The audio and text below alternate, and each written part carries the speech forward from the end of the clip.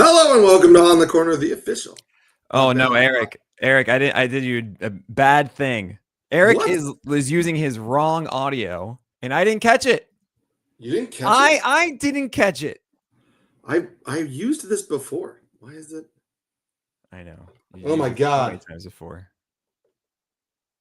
Nick. What? It's a good thing we're cutting this from the podcast. I didn't even plug it in. You didn't even plug it in? I didn't even plug it in. Oh my gosh. Eric. It's been It's been a day. Let's get it. I'm proud of you. I might have to I wonder if it's gonna make me sign out and sign back in though. Let's see.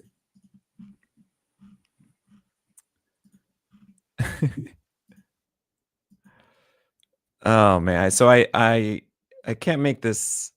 Yeah, let's see if I can.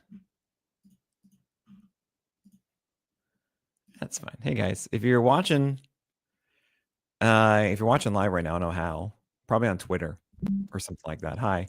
We had Eric not have the right audio.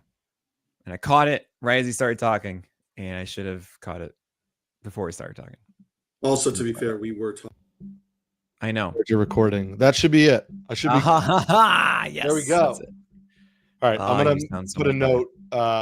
We'll go at 1:45. And I'll put a note in the sheet to start at 1:45.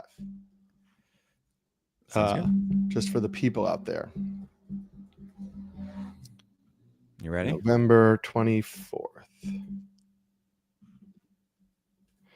Hello and welcome to On the Corner, the official podcast, pitcherlist.com. I'm your host, Eric Samulski, joined for take 2 by Nick Pollack. What is happening, Eric? I feel out of practice too. Okay. I had such an ambitious idea for October and November for myself. And no, I have not come through whatsoever when it comes to podcasts and articles on the site. I don't know how you feel. You've got stuff going on, man. Yeah, I am currently covering 3 sports for us right now. It's tough. It's a lot, but I enjoy it. It's part of the grind. We're happy to do it. Nick and I took last week off, just, a lot of stuff going on in our lives. Hopefully you all listened to the live podcast from Arizona. Yes. First Pitch Arizona. Again, if you were unable to make it this year, there's tentative dates out there. I know they haven't announced them, but it's going to be early November again next year. It would be awesome to see people out there. It's a lot of fun. Just, being with everybody and hearing the great panels and discussions and presentations, but also just chopping it up and shooting the breeze and hanging out and all that kind of stuff. It's the best. We found 24/7 batting cages. We did. I'm not even kidding. And also a pitching situation where you had to throw the ball at numbers on a screen. Yeah. Which was really and the fun. batting cage had slightly rubber balls. I wasn't a huge fan of that, but it's okay. But we did hit 80. Eric and I did hit 80, guys. All right. We have an 80 cages somewhere. But no, I'm getting married in under 4 weeks at this point. So I thought that I would be able to manage everything and balance super easily. No. So I am behind, and I'm very sorry that I don't have my team breakdowns out yet in the Plus Pitch podcast. They will come out when they do, is what I'm going to say now. I'm not going to make any more promises, but they'll be out soon. And we finally got to this mock draft that we finished over a month ago. I think it was about that, but it's okay. This is the right time to discuss it. And yeah. yes, I speak for everybody, because if they disagree with me, they're a terrible person. But take your time. Getting married is important, and so the content can take a back seat. I appreciate that, Eric. But yes, we are going to dive into Nick's mock draft team. We're going to talk a little bit about his picks, some strategy. It will inevitably coincide with some of our thoughts on players in the offseason and some offseason news, but we're going to be focused primarily on Nick's team. So in order to do that, I just wanted to ask you to begin with, what was your general philosophy going into the draft? It was a 12-team, 1-catcher league for all of you out there. So what were you just kind of flying by the seat of your pants, or did you have a clear plan at the start? Okay, so obviously everyone knows that I'm going to wait as long as I can on pitching, especially the first mock draft that I do. I actually do some mocks where I take a starter early and see how it plays out. And what usually happens is I say, well, yeah, I got that really good pitcher, but then I could swap that with my 7th round pick, and I'd rather have the better hitter than the pitcher I would take in the 7th or 8th round instead. So I went hitting for the first 6 as normal. My draft spot was 6 because I wanted to be in the middle and get a good sense of the average play of the mock draft. I now hate it, Eric, because I feel like there are 5 definitive ones. Some might say yours is included, Ellie De La Cruz. I am somebody who, and maybe you can say Ronald Acuna Jr. if you want. I'm someone who devalues stolen bases a lot in 12-teamers. It's my mentality. It's always been that way of thinking that, all right, it's a one-wing league, and that is 20% of hitting categories, and they're less consistent week to week than your standard runs, RBI, home run, etc. So I generally don't lean in on that, especially if there's a good average guy, which I think is actually a bigger jump at times. So I went with Junior Caminero. You do play a lot of head-to-head leagues. Is that head-to-head specific in a roto? Yeah, 100%. Rotisserie, you can't get 1 point out of 12. Right. That is not a one, it's a completely different game in that way. I think that's the biggest difference between rotisserie and head-to-head is you can't punt, really. I mean, you can, but you shouldn't. You should be competitive in everything, essentially. And even getting, a decent stolen base guy you can actually get now and not hurt yourself like Corbin Carroll or something like that, then can actually give you 3 points innately just by not being last. It can make you 4. I am the pitcher list guy. Okay. I'm not hitter list. I am not Scott Chu. So this is often one of the most stressful moments for me, Eric, because I don't have anything to go off of. I don't have somebody helping me that I can just read and say, hey, look, these are the ones to consider. So what I did is I said, okay, I went through every position and just kind of mapped out quickly, like, which are the ones that really stink after the 1st or 2nd round. And I said, well, if Jose Ramirez doesn't fall, the only one that's great is Junior Caminero, then it's really bad. And I was like, you know what? He's not going to come around to me in the 2nd round. I think there are some good outfielders. Maybe Nick Kurtz. I don't know where everyone is yet on him. Will come around. There are good shortstops. There are good whatever. I'll be fine with whatever. Just I would like to have Junior Caminero now and be done with that. So that's why I did it. And yes, I know that it's going to be worse in the Trop. I know this. He's not going to hit 49 home runs again. However, all the indications that I'm seeing with Process Plus, his decision value, his power, etc., is like, yeah, this is a really good hitter. This is not like going to fall to a 240 average guy. This is going to be 270, maybe even higher, with over 30 home runs, maybe flirtation with 40 runs and RBI. Like, this is your 34 category guy at 3rd, where the drop off I think is very significant. So that's why I went with Caminero. Could be very, very foolish. And I'm sorry for disappointing all of you, because I'm pretty sure this would be the min pick. Maybe Caminero. Was this in your head? Was this like head-to-head specific, or would you have done this in a roto league as well? I would not do in a roto because I wouldn't want to give up on that important context. Though I should point out, Caminero, not a stolen base asset, stole 7 last year. There have been many seasons where Vladimir Guerrero Jr. has been talked about as like being pick 9, pick 10, pick like that in the back half of the 1st round, despite the fact that he doesn't steal a lot of bases. 4, 5. This past year, he got 6. And the idea was like, he's a good batting average asset with, 30 plus homer power. And I think 3rd base is weaker than 1st base. Oh, yeah. If that was your argument for Vlad as a 1st round pick, it's the same argument for Caminero as a 1st round pick. I'm probably getting, maybe a slight batting average reduction, but I think you get more power out of Caminero. You're getting 5, 6, 7, 8 steals. It's kind of the same. And so, yeah, like, again, lineup context, but I think the logic behind those arguments isn't that much different. I could have even gotten both. That would have been fun. You could have. And I even got speed in the 2nd round. as somebody who took Manny Machado in the third, I'm offended that you think there were no good third basemen. I mean, he was clearly the third, but it was just, Agree. I don't know. You went from young upstart, and then you turned to the old. He's so safe. You turned to the olds. And I don't know if I like this because so we should tell I people. do wonder if shortstop is your, better than I thought. Trey Turner was your second round pick. Yeah. What like don't you Trevor want? Story in the 11th is a great pick by Rick Graham. Agree. And Perdomo in the 10th is also fantastic. Yeah, I mean, like Corey Seager going in the 5th and Bo Bichette in the 6th. And so I'm like, you know what? Maybe I didn't need to do this one. But Trey Turner is a batting average, runs, and stolen base guy, in my view, and just he's so consistent. Mm-hmm. And I think that's also a really good pairing with Caminero.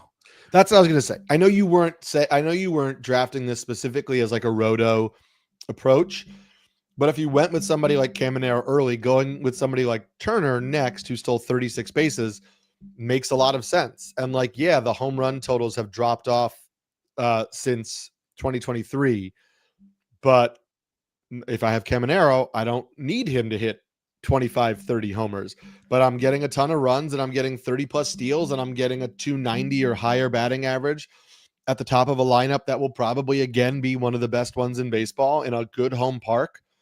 I still think it makes tons of sense. I don't think we've seen like Turner hit that cliff or anything. So I think he's a totally fine second round pick. Totally wish I took Ketel Marte though. I thought he can go to the 3rd. I didn't want to overdraft Ketel Marte. And like that's the worry of this right now. You don't really know where everything falls, and it's really bad at second base. That's your only argument for taking Marte is it's really bad at second base. I think the Turner pick is fine. I get the value on Freddie Freeman in the 3rd round. He is not the Freddie Freeman of old. In the sense that I think, last 2 seasons, 147 games. I think you're probably closer to like 145 games of Freeman at 36 years old as the ceiling. We know we're not getting back to double-digit stolen bases. At least I don't believe we're getting back to double-digit stolen bases. And I think the 30 homer seasons are gone. So you're looking at a 25 homer guy in a good lineup who's no longer a double-digit stolen base guy. But again, he's going to hit 290, 300. And so there's still a lot of value there. Yeah. I don't know if I like it or not. It's honestly just tradition. I feel like I've taken Freddie Freeman in like every single one of these because my biggest fear is looking like an idiot and taking that guy way like 4 rounds too early. It's like, I'm going to go with the steady, true Freddie Freeman 3rd round. Everything's fine. But honestly, looking at it, Matt Olson, Vinny P in the next 2 rounds, there's even Bryce Harper in there. I would love to have Vinny P in the 5th round instead of this. I will mention, at least I think drafting Freeman, I also kept in mind that, he was dealing with his ankle stuff all year. And that's why he had fewer games this year. And I would think that he would be healthier for next season, which might make some sort of bump up from what we just saw, not just a normal decline of age. And you can't throw away the fact that it's still an average guy with amazing run and RBI production. So it's not like Freeman's going to hurt you in this spot. So like whatever, I'll just take Freeman. Potentially. Yeah, I get that. I'm less sold on your 4th round pick, and that's coming from me as a Red Sox fan. Is that right? It was Jarren Duran, who seemingly, and I guess it's because this is also not a league. This is not a 5 outfield league. Sure. Right? This is a 3 outfield league. So you don't need to start filling up your outfielders as much. You don't need as many outfielders, to fill a starting lineup. Duran regressed pretty much across the board last season in some ways that are more concerning than others. And so I was surprised that you took him here in the, I guess it was the, kind of like actually right. You were right in the middle. You picked 6. So, coming back around just after the halfway mark in the 4th round. Yep. I have a thing about drafting players who have really good lineup spots and are just consistently going to give you high counting stats. And I feel like that's what Duran is going to do. And that really drove it. Also, Well, I said what I said before about like I devalue stolen bases a bit. I like to grab some that have an attachment to it early on that it's not really what the only value of them is, so that I can just completely ignore it later. Because what happens is you get the empty power bats, right? Who are able to give you RBI and home runs later on at the cost of like, well, everyone's trying to find those stolen base guys or try to find some average or something like that. And I just see this like great counting stats from Duran. I probably would go Riley Green instead. Maybe I don't know. I would have liked to have been in a position to get Matt Olson maybe instead. I'm still figuring it out with hitters. Jared Duran, I didn't know who to pick, Eric. Yep. And I hated that. It's the funny middle of the fourth. I'm already like, oh no. I may take your next pick straight up over Jared. Yeah, Duran I might too. And that's Jackson. That's Jackson Merrill. He's an amazing talent, and I'm like, he just had a stupid season, and wasn't he like a second or third rounder last year? He was. So great, sign me up. Yeah, the Duran the Duran concerns for me are threefold. One, he really struggled against velocity this year. I'd say that as somebody who watched the Red Sox often. Yeah. High fastballs were a bugaboo. And two, when Roman Anthony was healthy, Duran moved out of the leadoff spot. Oh no. And so that would impact runs and things like that. Yeah, I'm hoping for a leadoff spot. However, the Red Sox were also banged up, so he was hitting in the middle of the lineup. He was hitting like third or fourth some games, so that's still not a bad spot in the lineup. The question is just like, if Roman Anthony is back and they're fully healthy, does he bump down to sixth? Because that changes things. And then I would be floored if he is a member of the Boston Red Sox in 2026. Oh, really? I do not see any way, shape, or form in which it happens. So he's going to the Twins for Joe Ryan, I see. I think that's part of the package. Okay. Though today I was talking with somebody online about like, could the Mets and Red Sox build a trade around like Senga and Jarren Duran? And that could be kind of interesting. But they have too many outfielders, especially considering they announced this offseason that Christian Campbell is just moving to outfield full time. So that's in addition to Rafaela, Roman Anthony, Wilyer Abreu. They don't have room. Duran is a cost-controlled veteran. And so I think he's the one they are most likely to move of that group. And so I see Duran going somewhere else. Is it to the Marlins as some sort of package for Edward Cabrera? Is it to the Twins for Joe Ryan? Is it, where, I don't know, wherever. Just one trade, please, for Mitch Keller, but oh man, just make sure that Connolly Early is the number 5. Okay, yeah. That's all I want. So those are my concerns. I would take Jackson Merrill over Duran, and I think that Merrill, I think he maybe wasn't going to be as good as he was in the second half 2 years ago, but I think there was some fluky injury stuff this year, that impacted him. Yeah, I mean that's really what that is there. I just it gets harder and harder to find a legitimate first round talent later on who's going to get regular playing time and be featured at least when they're healthy like this. So we can't quite say he's just injury prone after 1 year necessarily. Right. Agreed. And so I'm saying, yeah, I'll take that in the 5th round. And the 6th round is like, it's just tried and true. And I'll tell you who that is after this break. Yeah, your 6th round pick was Brent Rooker. And we should note that where we are drafting on, it lists Brent Rooker as a DH, but in pretty much all formats, he will qualify as an outfielder. Nice. He played 28 games in the outfield. Oh, yeah, absolutely. So he will qualify as an outfielder, and that's something that even though we're going to talk about him as filling Nick's DH position, he is an outfielder, which is great for his fantasy value next season, because part of the knock on him was the knock on Schwarber. It's the knock on Schwarber, Alvarez, which is like their util only.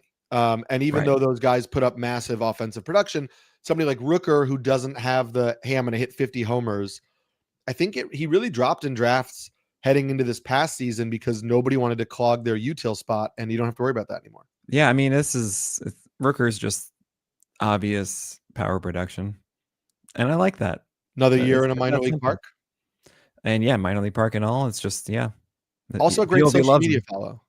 Yeah, just love Brent and Rooker across the board, easy peasy. He's great. Really, it's again, especially in October when I am so out of the loop on hitters. Just seeing someone I'm like, yeah, there's no way I'm dropping Brent Rooker this year. Right. Is really nice. I'm gonna combine your next two picks, as we always do. They are your first pitchers in the 7th and 8th round, and there's a lot of similarities in terms of their overall context. And that was Kyle Bradish in the 7th and Shane Bieber in the 8th. I believe you and I both have them ranked inside of our top 20s as of right now, in the like 13, 14 to 20 range, if I'm not mistaken. It's something. It's 15 to 20, I think, for both of them. Okay. And it's. I remember making this pick, and it was so funny to me that I was getting both of them. I have spoken at length about both pitchers, but to put it really succinctly, go watch Eric Samulski's presentation for Pitch Arizona. And I really, that was a great one. How do you find a top 25 pitchers and really the qualities of those pitchers, and how to identify who could be that for the year ahead? And long story short, I'm trying to find guys who are going to go 180 innings, who are known as workhorses on their teams, who are going to go every 5 days, and they're going, yep, until 90 plus pitches, and you can go maybe even a little bit longer if you're doing great, who have strikeout ability and good command that we actually trust. And it's those two guys. It's really funny. A lot of people have been saying, oh no, they are coming off of injury. You're going to increase their workload by X amount. No. It's not how it works. Right. When guys have already pitched in the big leagues, done well, and come back from Tommy John, it actually is the greatest thing that you could ask for, is coming back from Tommy John in the middle of a season, because it's the perfect rehab. It is the perfect ease back in, which sets them up beautifully for the next season. It's the Jacob deGrom. It's why you had deGrom ranked like 6th or 7th heading into this last Reagan's, season. deGrom. I mean, we have Erie Perez coming in this year like that. Right. We see Robbie Ray. We've seen this many a time, and I love this. I have zero concern about like their workload for next year. I think it's way overblown. And you have the thing that I'm really am leaning in more on this year is quality volume, as opposed to quality strikeouts or volume strikeouts, if that makes sense. Like, focus first on volume and hope for the strikeouts, as opposed to have the strikeouts and focus on the volume. Because a lot of times, if you are a strikeout guy and you don't have the volume, it means that you have to gain more efficiency. Mm-hmm. And that means that not only are you messing up by throwing too many pitches out of the zone, it likely means that you are throwing too many hittable pitches in the zone too, and you're not commanding internally. However, guys like Bradish and Bieber, they command the edges effectively. They get through games effectively. And I love those kinds of pitchers when they have strikeout ability and pitch for a winning team. So after all of the guys that we like are gone, I mean, I think I was going to take Joe Ryan instead, but Joe Ryan was gone at the beginning of the 7th. Yeah. Reagan's gone. Carlos Rodon's gone by you, and this is before we knew about the injury, guys. Yes. George Kirby, Max Fried, Hunter Green, Yamamoto, Sanchez, Sale, deGrom, etc. Bradish in the 7th is gorgeous. I mean, the ones that went next are like Glasnow and Imanaga and Webb and Michael King. And I'm like, oh, yes. And Bieber, then I take him. And Valdez. Erie Perez is the interesting one. Nick Pivetta, Blake Snell. No, I feel really good with these two. And I might even lean into a strikeout guy, which is why actually 10th round is later on. Strikeout guy.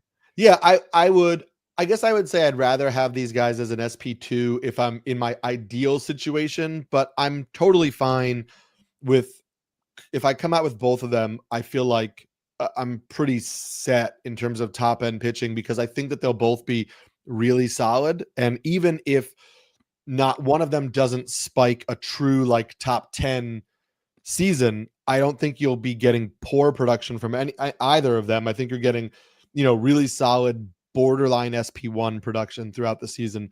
So I'm happy with that. Team context for both of them is good. I liked your pick in the 9th round as well. I think that it doesn't jive with my general philosophy on drafting catchers in a one catcher league. Is I just wouldn't take somebody in the 9th round. I would rather wait until the very end. And at the very end of this draft, like, you had Salvador Perez going in the 19th, Yainer Alvarez in the 20th, Drake Baldwin in the 20th. So like, I'd rather have waited, but Ben Rice is going to have catcher eligibility next year. I think he is a really solid catcher target. He's just too good. He's too good of a hitter for me not to go in the 9th round. I'm sorry. They need to stop yo-yoing him around. He won't. I'd be absolutely shocked if he's not just in the starting lineup every day next year, just because he's too good of a hitter. I would agree, though they have said he's not going to catch. Yeah, well, no, I think he's their first base plan right now. So that's you hope that is where he winds up. I would wind up there every day. Man, now Ben Rice is way too good of a hitter. He absolutely just destroys all of our PLV metrics. And it to me, I just saw this in the 7th round, and I'm like, I'm seeing everybody else of these hitters going. And yes, it is really funny. We have this draft board set up as we to match the colors of our live draft assistant that we have. If you guys don't know about that, we have our own app for it. It's amazing. 2026 projections already inside of it. We're actually even putting out multiple updates this offseason, from design to even more features on it. So we're really, really thrilled about it. And I made it so that pitchers are blue because pitcher list is blue. That is our main color. So of course we have to do that with our pitchers. And you see the sea of blue. Yeah. I mean, it's remarkable. You see 6 rounds and it's like 10 blue, whatever. And then all of a sudden everything is blue for about 8-10 rounds. And Ben Rice is just kind of chilling there in the middle, this little dot of brown. It's just okay. The next guy's coming up: Drew Rasmussen, Cam Schlittler, Chase Burns, right? Nolan McLean. You got that young cherry bomb, which to me, I found myself loving and hating at the same time. This is your typical cherry bomb of, I can see scenarios where those don't work out, and I hate that. I'm not going to ever say that's going to happen. It's not the majority probability, right? But there is a world where like Chase Burns is not commanding effectively enough and needs something else, and he's getting hit like a Hunter Green season. We have Nolan McLean. His lefty, his weakness against left-handers gets exploited. He didn't get a ton of swing strikeouts on that sweeper last year. Cam Schlittler, well, he had his command and rhythm down the stretch, but if it looks like how it did in the first 5 starts or so, it's not as good, and he's more hittable. Mm-hmm. And so I just said, you know what? All the ones that I really love are gone. Like if Nick Pivetta were around, if Yuri Perez was around, I would be going for them instead. Right. But Ben Rice was here. I'm just like, yes. Yeah. I'm definitely showing my age because you talked about the blue in the middle, and in my head I was just like, all day and all night, everything he sees. Oh no, blue. Okay, like, Eiffel 65, inside and outside. Oh, Eric, please stop. Make it stop, Eric. Please, Eric.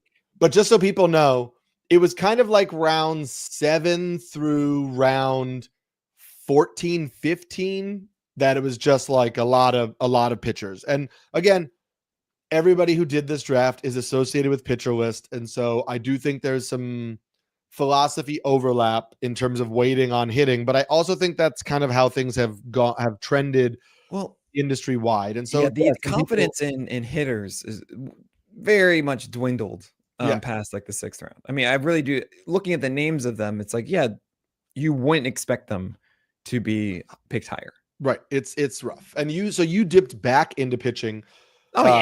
In 10 and 11, and you went with Dylan Cease in the 10th and Ryan Pepiot in the 11th.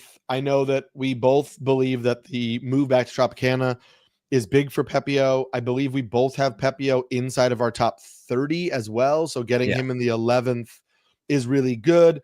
Dylan Cease, we don't know where he's going to pitch, and we don't know what Dylan Cease will show up. In my presentation on top 25 starting pitchers, I noted that he had 8th percentile four-seam fastball command. And that's like his zone rate overall was what I looked at. But like, that's always the bugaboo with him. Like he's tried the cutter. Barely. Barely like, tried the cutter. right. But Didn't Ed, do it you long pointed enough. out when I mentioned like, oh, maybe he'll sign with the Red Sox and learn a cutter. And you were like, No, he no, kind of no. tried it and it just isn't, it might not be for him. And so I do think we have to prepare for the possibility that there isn't a team out there that's going to quote unquote fix Dylan Cease. He's just going to be Dylan Cease, where there's going to be stretches of brilliance and stretches of frustration. Yeah. Oh man. All right. With Dylan Cease, it's really simple, guys. Even year Dylan Cease is all you need in your life. Okay. No, he's a perfect situation of we can say it's this thing or it's that thing. And at the end of the day, we see pitchers fluctuate what they do every year. It's one of the most joyous parts of baseball for us is dissecting those little changes, seeing how they're good or bad. And with Dylan Cease, it's not like he doesn't have the ability to be amazing. In fact, and there are many aspects of what he did this past year that you just look at and go, how did that happen?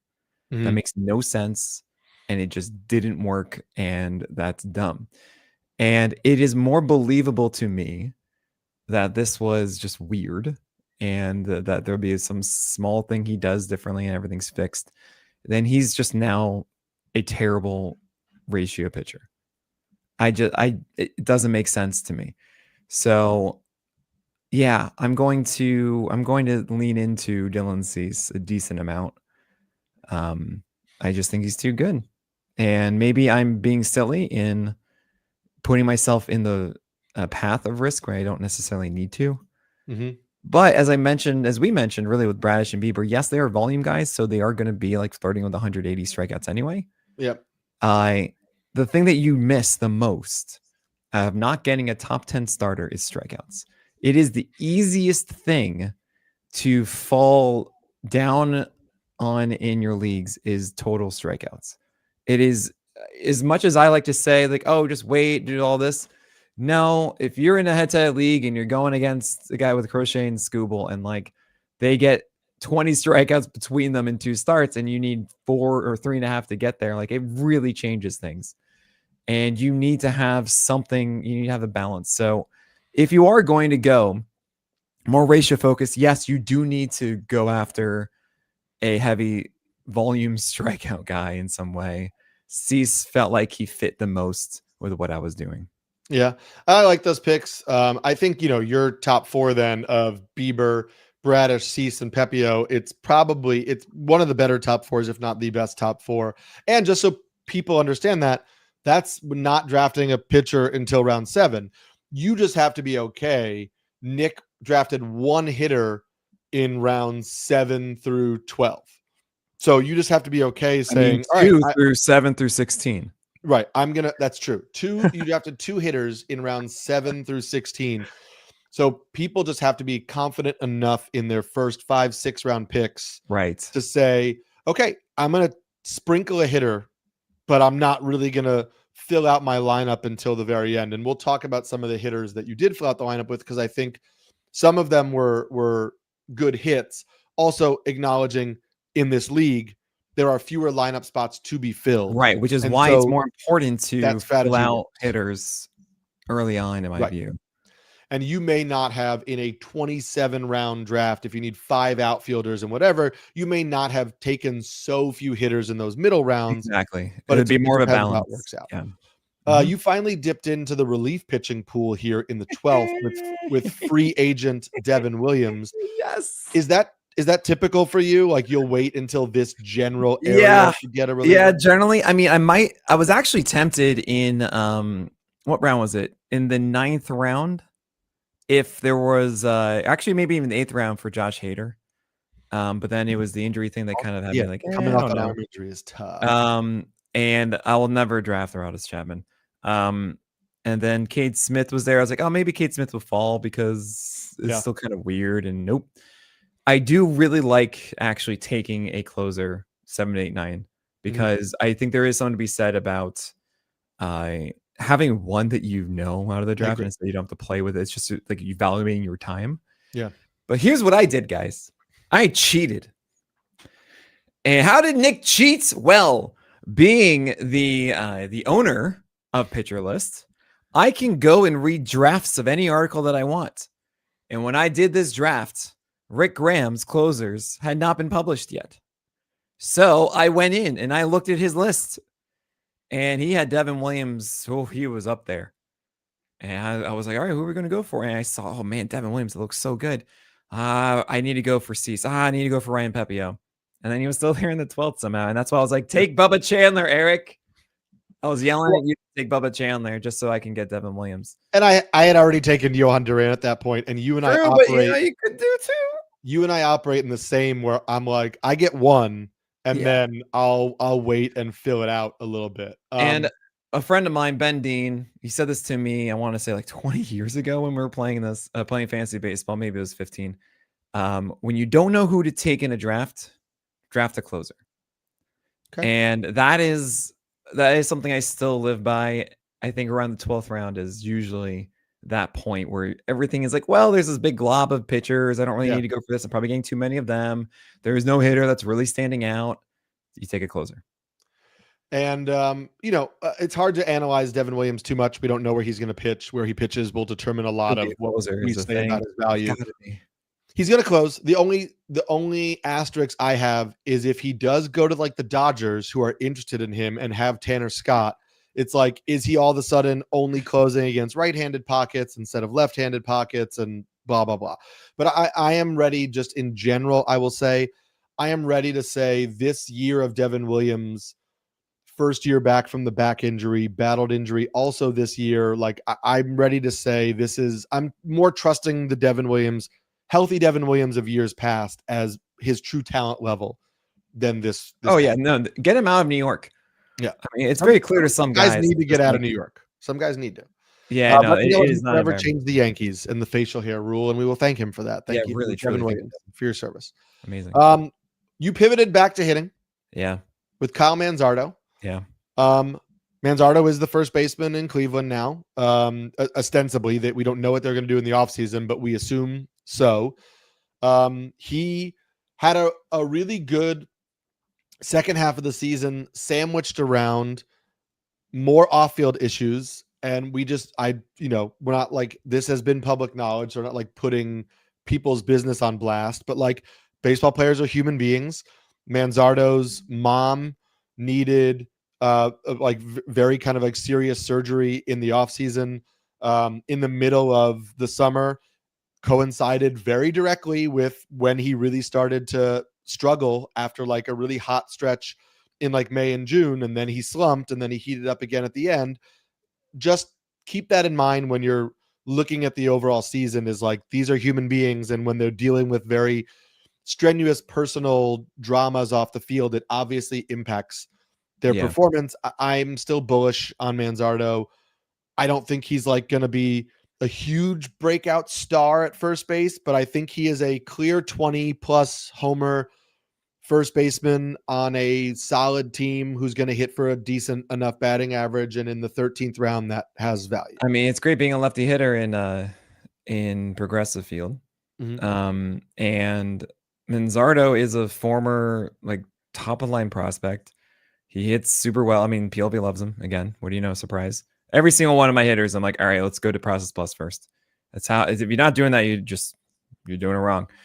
And, normally I don't dip back in, but this is the point of like, all right, I have 3 open spots. I have 2 utility and a second baseman. And I generally understand that my last utility spot is the open door for anything. I'm just like, let's just take a chance in this guy. Oh my gosh, Soderstrom was good, or Kurtz was good. Great, sweet. You want to generally have that if you can. Mm-hmm. But I want to have one of them that's locked in, or like I feel really good about. And I could not tell you which one to choose among all the hitters at this point. So I did consider Royce Lewis, because it's Royce Lewis. I think Royce Lewis is an amazing hitter for many a time. And I settled on Manzardo just because I felt like he's going to be in the middle of the lineup. When he was with the Guardians, I believe he was like right behind Jose Ramirez a ton. Yeah. Which is great. Against righties, yeah. I'm like, okay, I think Manzardo, just stick him in the middle of that Cleveland lineup. He should get all this fun stuff where just all the fun counting stats and whatnot could be even better than what we saw. Yeah, that fits the bill. So I got him in the 13th. Easy. I like it. Nick pivoted then to some injured starting pitchers, and we're gonna group them together and talk about his strategy there. Oh, I got him. After this was beautiful. This is beautiful. Pablo Lopez. Oh, come on down in the 14th round, the greatest pick of this draft. Oh my gosh. You also cheated, but that's okay. That's fine. I texted Pablo at the end of the year when we had the MRI. I was like, dude, my heart's saying, like, what's going on? And he pretty much let me know that, like, they shut him down, but he wanted to keep going. And if it was like another week of the season, he might have pitched. Yeah. You know, like, it wasn't a case of, yeah, we don't really know. It's indefinite. I'm going to get shut down right now. No, he's fine. So, like, to me, I'm like, yeah, there's no way you're not just like showing up in spring training, having a normal offseason, all that kind of stuff. And 14th round Pablo Lopez now. And like, we'll talk about the other two pitchers who you drafted, who are injured, who are in very different recovery situations, but we'll talk about those two after this break. You talked earlier in the Bradish and Bieber segment about it being very different when pitchers come back from injury in season. So I want to talk about your philosophy with these next two guys, even though they weren't picked back to back, because generally speaking, I think their seasons match up in certain ways. In the 16th round, you took Shane McClanahan. In the 19th round, you took Gerrit Cole. Yes. Neither one of them pitched in the big leagues this year. Cole, we know, had surgery before the season started. McClanahan had the nerve issue and then tried to come back and had some minor league outings, but was never quite able to get back. So what is your general philosophy on drafting pitchers who miss the entire year? And with these two guys, are you drafting them hoping you're getting back to like their previous ace upside? Or was this just at this point in the draft, even if they're diminished versions of themselves, I'm happy to take a shot? Yeah. I mean, Eric, it's the 16th round, and you look at the others taken here. Sure, Ryan Nelson I might have considered. Noah Cameron might have considered. Those were picked right before me. And the next pitchers are Roki Sasaki, Peyton Tolley, Hurston Waldrep, Connolly Early, who actually I'm like, oh, okay. Nathan Eovaldi. Nathan Eovaldi is actually the one I was like, oh man, I should have just taken him instead. Kodai Senga, Zach Gallen, Mackenzie Gore, Zebby Matthews. Imai was taken. Tetsuya Imai. Oh, I should have taken that one. Also, did you see his quote today, by the way? No, what did he say? He said that he would rather beat the Dodgers than join the Dodgers. Yes, and that that's right. Oh my God! If you are a fan of any team that's on the Dodgers, you should so badly want that. That is the exact character of a player that I want to root for on my team. And to be clear, so awesome. And it wasn't just. It was said in the context of not just like the Dodgers won World Series, but they were asking about Ohtani and Sasaki and Yamamoto. And he was just saying, I would rather go up against those guys and beat them because that would be the greatest achievement in my life rather than join them. And yes. What's the point? You know, I think about this so constantly of like, yeah, I understand it's nice. It's luxurious to like join these super teams and stuff. Right. But when I think about my purpose in things, you know, I want to create the best legacy for myself. Yeah. Right. I want to be standing in a situation where you can't be questioning it, not just kind of like coasting. Like, where's the challenge? I know it didn't work out for him so far. That's why I always love Damian Lillard being like, I'm not joining a super team. Like, I'm going to stay in Portland. I'm going to, then they got rid of him. But like, the idea is like, I'm going to try to win it here because like, I want to win it here. And so I respect that. And yeah, I mean, I think you and I have talked a lot about this during the season. And I think you and I both course corrected on these injured pitchers. So right now we're talking about Shane McClanahan in the 16th, Gerrit Cole in the 19th. The idea that like taking late gambles is one thing. I drafted Shane McClanahan in like the 5th and 6th round in some, it wasn't that early because he was my like SP3. So I drafted Shane McClanahan probably in like the 8th or 9th round in some drafts this year, thinking, hey, I'm drafting him as my SP3, but he could be my SP1. But I hadn't seen him throw yet. And so like, that's much riskier than drafting somebody as your SP5 or SP6 and thinking, I have a rock solid, stable core of my rotation, and now I can take these gambles. Right. So here's the major thing, guys. I say this every single year. It's not a best ball league. And if there's something that I encourage as much as possible, it's to embrace the waiver wire. This is the best waiver wire we are ever going to see. Really, it's just the length of good pitching is insane. I'm even looking at the last round. We have Brandon Sproat and Casey Mize there and Clay Holmes. Like, they're not really much different than what we expected last year. And they were constantly on teams throughout the season, right? So, I mean, you'll see in my 20th and 21st round, I cannot believe that I got those guys at that spot. And I'm embracing that the names I listed before that we got to MI, none of those are like locks, let alone pitchers I believe will be the studs of the year. Like, I don't think that Noah Cameron's going to have the same year. He's going to be productive. Yeah, I think he's going to be good for your team. And Ryan Nelson, I think it's wish casting that he's going to have anything outside of the four-seamer. Connolly Early, he's actually one I would really target, because if he is on the rotation out the gate for the Red Sox, then I think you have yourself a very legitimate Cameron-esque season, if not like a little bit more in the strikeout department. Kind of just surprise, hey, look, he's going 5-6 innings every time, winning ball club, etc. So why not take a chance on Shane McClanahan? It's my IL spot. Same with Gerrit Cole. And not only do I get to put my hand in those pots of wonder, I also get 2 more spots on my team. That's the thing I'm getting at, is like, it's this and. So I would be able to now go after whatever's left on the waiver wire. I know I had a list before. Right. And I still have it now. So the guys that I would consider after, I mean, there are a lot of injury stashes. There's other ones if I wanted to, like Justin Steele and Corbin Burns and even Reynaldo Lopez. We'll see how he looks. But Giolito wasn't drafted. Cade Povich wasn't drafted. Zach Eflin wasn't drafted. You also have one of my favorite pickups this past year, Joey Wentz, which you're like, come on, Nick, that guy? Yeah, you mean the guy that increases extension by half a foot and then had an absolutely dominant dotted cutter and had really good command, and then developed the changeup later on as a southpaw to make him possibly a swatch. And there's also, Shane Smith. And remember, swatch is southpaw with a tight changeup. Okay, so that's how I see this. Is not only I'm getting these potential productive starters, and no, I'm not really expecting them to be aces, especially not Gerrit Cole coming back. But why not? Yeah, why not? Agreed. I like it. Your second closer you took in the 15th round, Jeff Hoffman.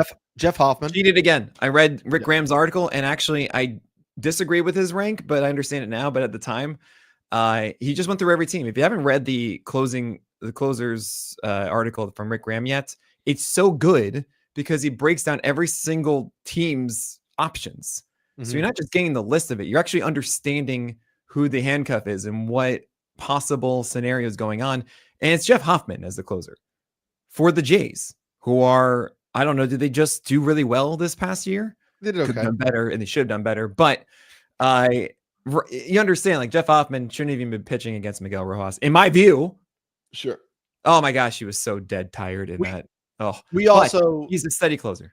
I mean, we should just note that this draft was done prior to the World Series being completed. That is true, actually. Yeah, it was in the middle of the playoffs. So we don't know if Jeff Hoffman would be drafted like this because he had some pretty dominant outings in there. I certainly wouldn't have drafted Andy Pages where I did if I knew that he was going to do what he did in the playoffs. You moved back to hitting in the 17th round. You didn't have a second baseman, Eric. You didn't have a second baseman. But I'm curious. You took Jorge Polanco. Only three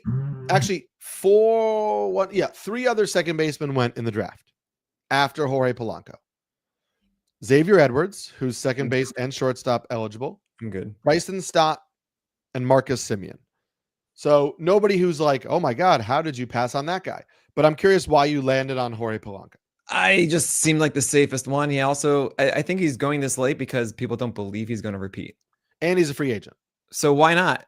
Why not take the chance of like, hey, maybe something's real? Yeah. I feel like And we that's a don't know where he better signs, bet than so. the rebound of Marcus Semien or Bryson Stott outproducing that. Agreed.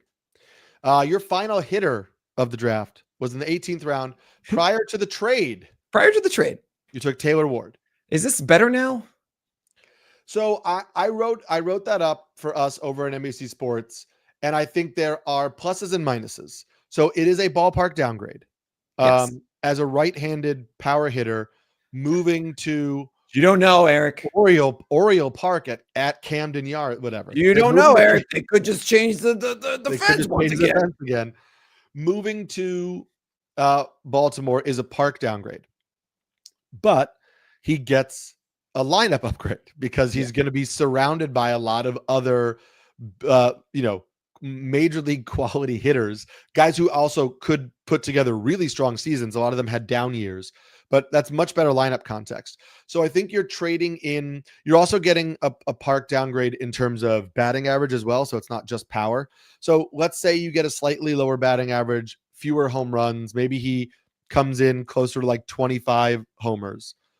But I think you're still getting runs and RBI upside by hitting in the middle of that batting order. And so I think it kind of comes out in the wash, though my tiebreaker is always I'd rather have a hitter on a good team. Yeah. Because if they put together a strong stretch, the upside is much higher than you being a really good hitter on a team that will have Mike Trout as long as he's healthy, and then we'll have nobody. Well, right. This is something that I argue all the time. Mostly I've done it with Luis Robert Jr., but I think it happens a lot more than people realize.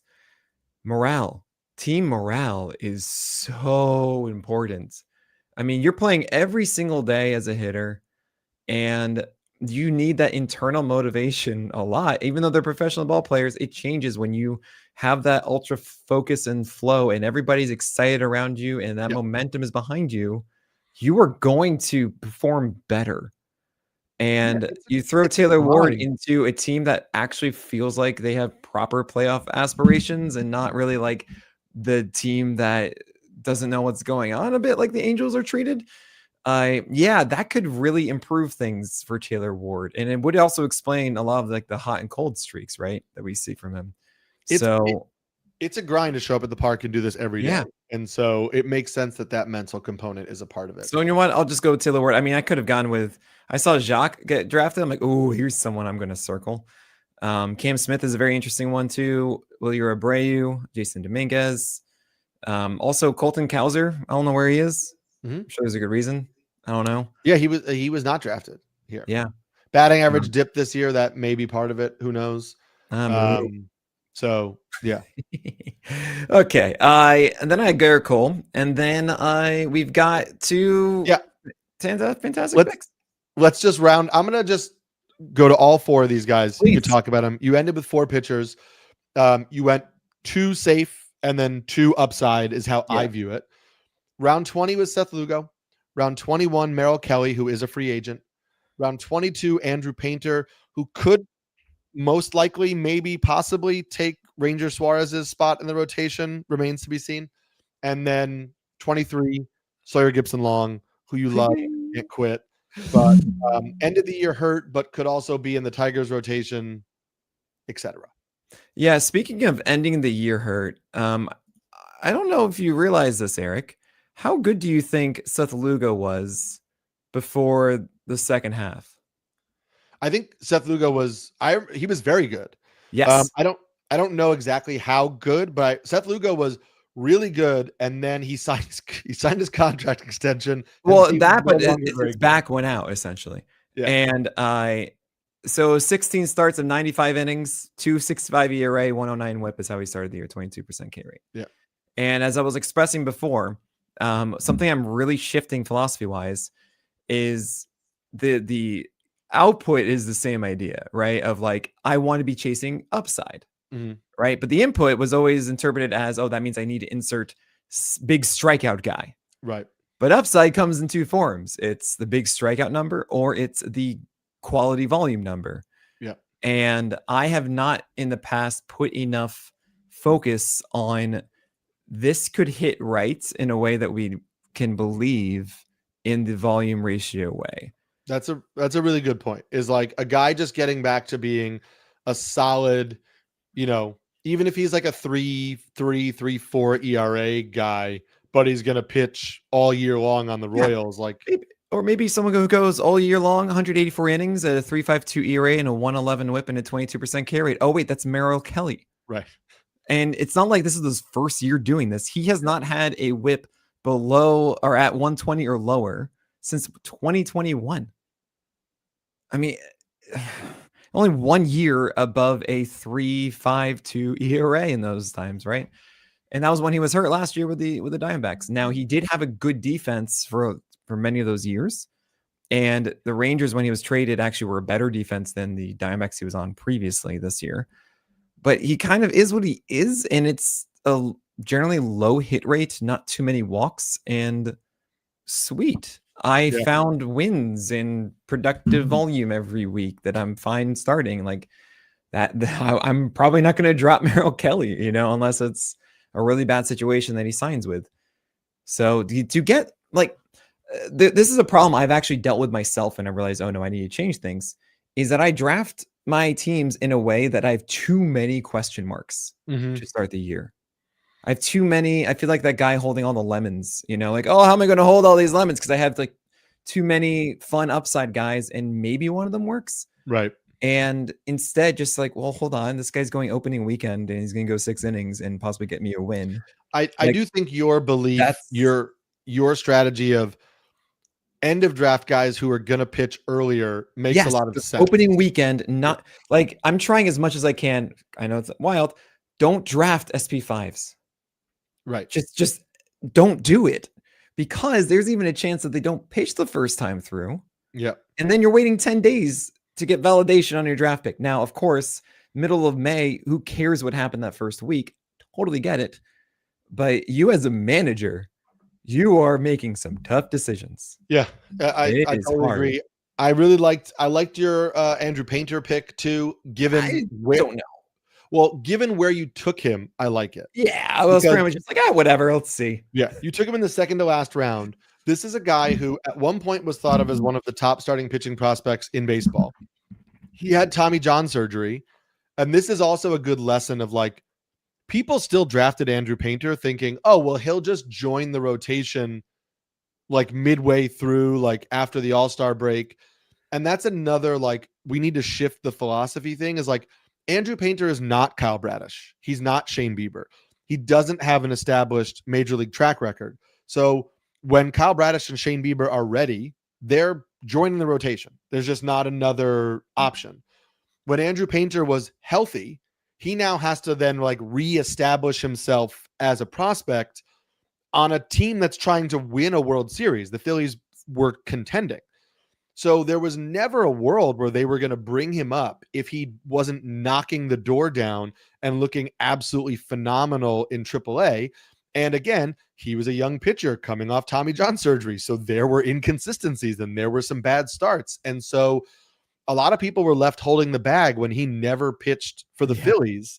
And I think that you may see a lot of people, because we love the shiny new toy, you may see a lot of people say, well, maybe Andrew Painter isn't that good.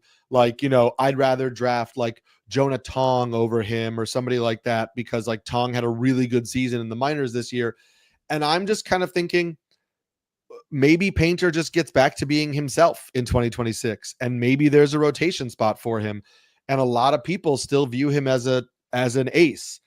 And even if he's not a real life ace, but he's a real life SP2 or 3, if you're taking a flyer on a guy like that at the end of a draft and he's got a rotation spot, I would rather bet on that post hype this late in the draft than chase, the guy who broke out and had a few really good, hoping that they put it together for a full year.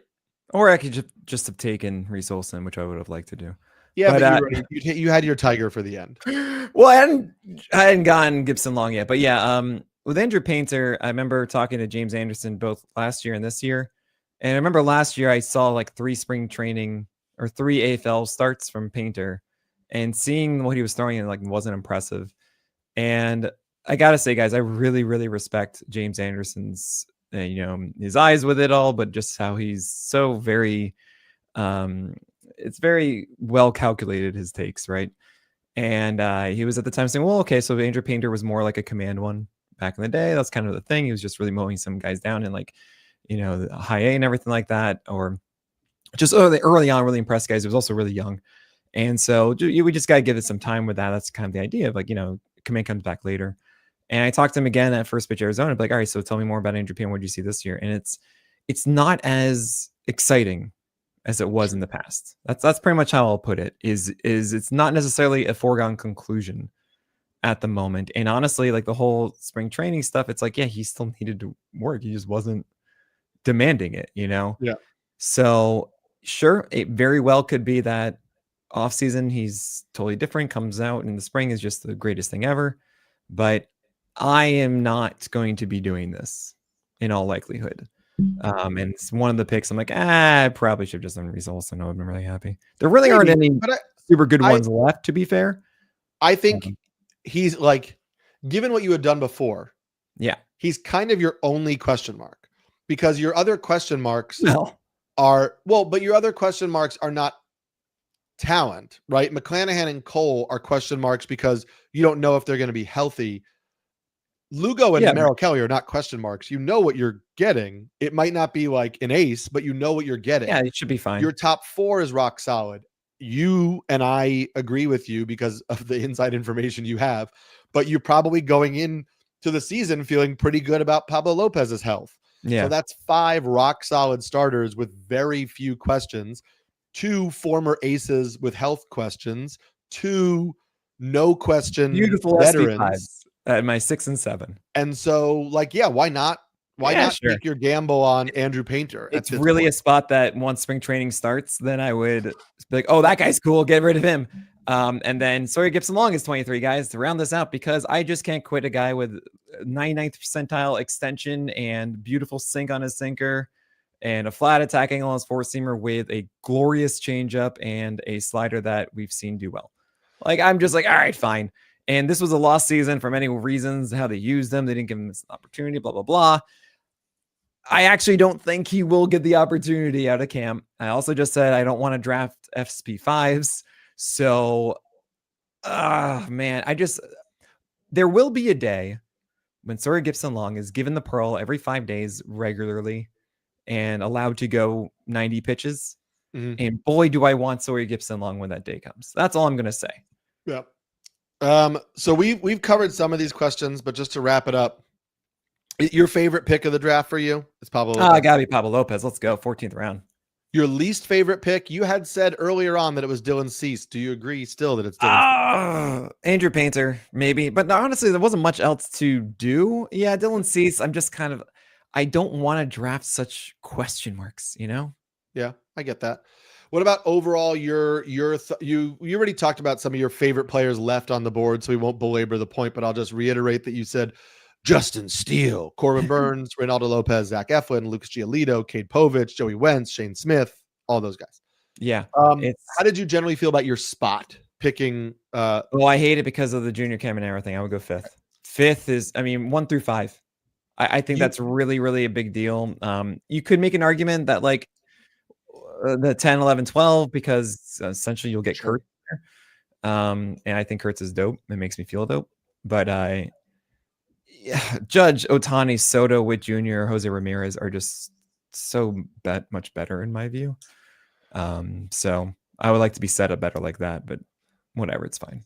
Were there picks made by other people that you thought, man, that's a really great pick? The Yamai one was really good. I saw that. I was like, oh man, that's the kind of chance I should be taking. No one came close. I was really nice, like going next to this guy who just took everyone I never would want to draft. His name was something like Sam Ermolski. Yeah. I don't know. No. Honestly, the Drew Rasmussen one in the 9th round is exactly the one I would have taken instead of Ben Rice. And I was like, oh, okay, fine. Cadell Marte, really though. Nate Schwartz in the 3rd. I'm like, dang it. Yeah. I really hate my pitching staff. Well, you got Rodon, and then the injury happened. Okay. Yeah, that's true. Yeah. What are your general? You've talked about second base is bad, third base you think is a little weak. What were your general thoughts on the positions? I can actually be more aggressive at outfield. I generally like to think that in a 3 outfielder league as opposed to a 5, that it's sometimes a fool's errand to go after them, because if you get 2 outfielders, then you just like, wait, I've closed myself off a lot. And in actuality, there's some massive production in outfield that I wouldn't be surprised if I found myself getting an outfield in the first or second this year more so than usual. I like that idea. And then I will just say we'll end with, because you talked about this draft slot, we'll end with one last question, which is like a lesson or a takeaway from the draft. Ooh, I would say the biggest one that I have here is, so the very, very end of the draft is still thinner than I wanted it to be when it comes to starters. I mean, it's really just amplifying the fact that like hitting is harder to find in the second half of this draft by far. Catchers is a big lesson of, yeah, there are a ton of catchers, and I didn't really need to do the Ben Rice one, but Ben Rice in the 9th, I mean, he's going to go much higher. He's going to go higher than that, right? The other lesson is I felt lucky getting Bradish and Bieber in the 7th and 8th. In previous years, like for example, last year, it was Max Fried and Joe Ryan going later around here, like 5th through 7th.